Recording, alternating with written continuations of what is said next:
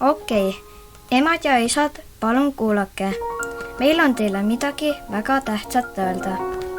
Me oleme väga tänulikud, et võimaldate meil käia treeningutel. Me teame, et teil on parimad kavatsused, aga kuidas teie ennast tunneksite, kui me hakkaksime teie peale karjuma, siis kui teil midagi ebaõnnestub? Me näeme seda üle terve Eesti.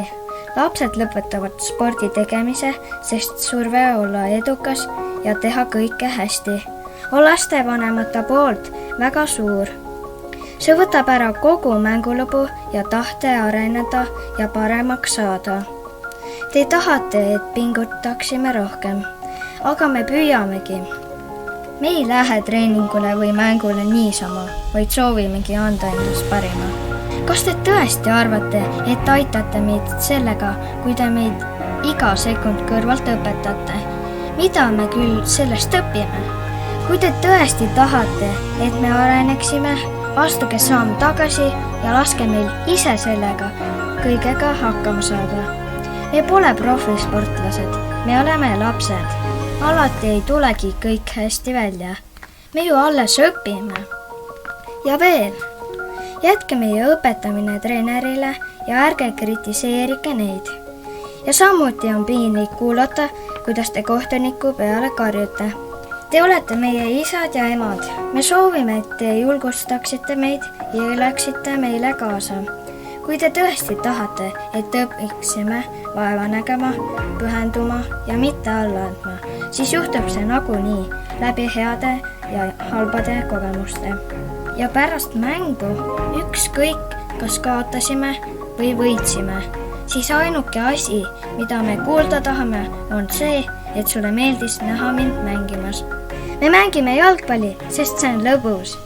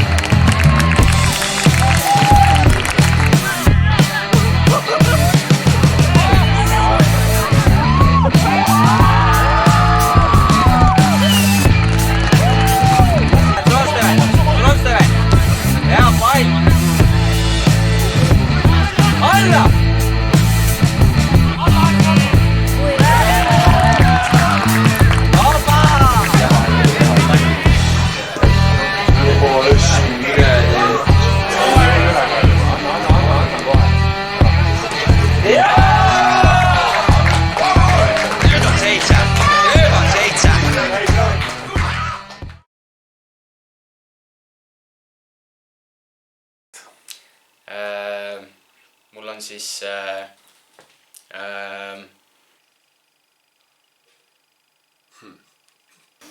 no praegu raske öelda, et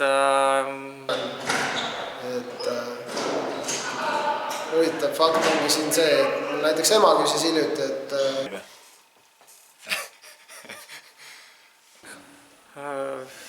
no ma ei tea, seda peaks nagu küsima laste käest, aga